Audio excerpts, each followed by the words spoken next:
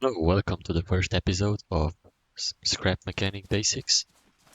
Today I will be showing you how the controller works in Scrap Mechanic. So the controller is the most basic part that allows us to create some interesting creations. It is what gives Scrap Mechanic its depth and allows for some creative solutions. So this is a controller. Right now there is nothing connected to it, so we can't really do anything with it. But if we connect this bearing, we can see it shows up in here. So every controller needs to be connected to a bearing or a piston and to a trigger. In this case, we have a switch. You can also use a button or a sensor. So if you connect this here and attach, for example, a few blocks on it, now we can see that if we tell it to rotate 90 degrees clockwise, and let's there's the speed on max so you can see it better, and then flip the switch, it rotates 90 degrees. Flip the switch, it rotates back. So this might look a bit confusing at first, so let me explain. So each of these circles represent a phase, but the first circle represents the starting position. So let's say we wanted to start already rotated, so we can see it rotated background. So now it's pointing to the top. And if we flip it, it will rotate 90 degrees clockwise. So we see this is the starting position.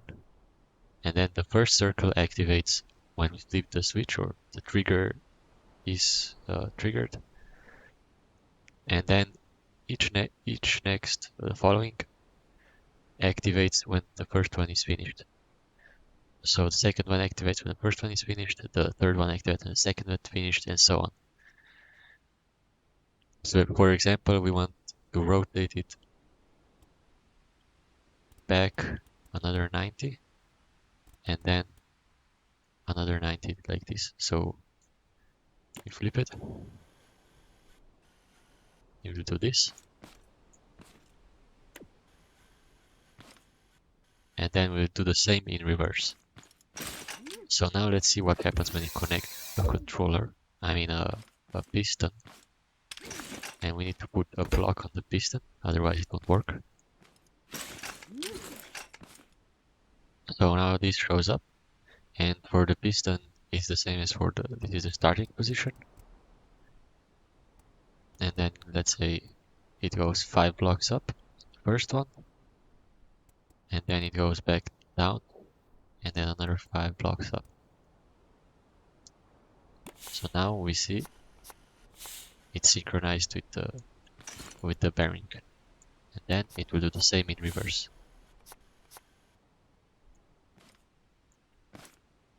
So in creative, controllers allow 10 bearings or pistons, but in survival it's a bit different, and I will show you later.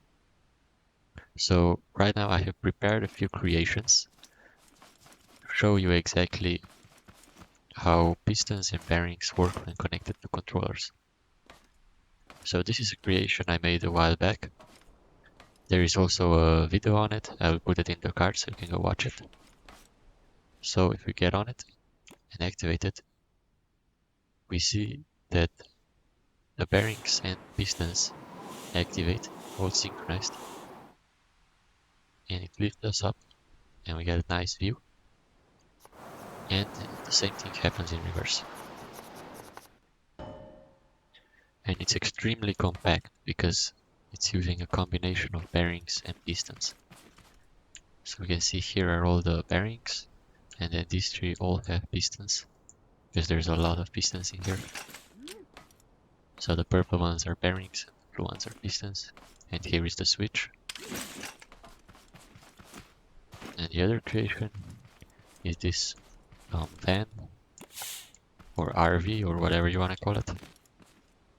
So it's using piston for the doors. In here are all the controllers. but it's got one trick up its sleeve. So if you go in the driver's seat, we can activate and it transforms. So it opens up and we get this nice garden and plants and these ramps. So we can see, walk up the roof. But that's just the beginnings. You can create a lot of stuff with the controller. Alright, so here we are in my survival world.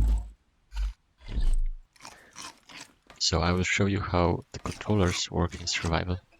The basics are the same, but for balancing reasons, you have different levels of controllers. So here you see this is the most basic one.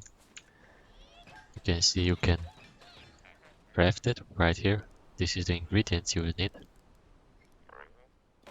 But this controller has some limitations. So right now it can only go this fast. See, it says limit here. And it can only attach to 2 devices. So let's see if we upgrade it, how it will change. So right here it says connections +2 and speed +2. So we can click upgrade. And right now we got what it said.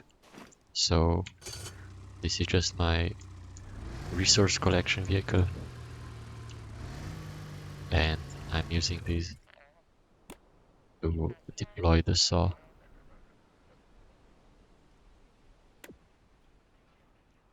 So this is one use of the controller in survival. So this is just a basic vehicle. You can see I still have the scrap engine and the scrap driver's seat. But as you progress, you can create more and more advanced creations.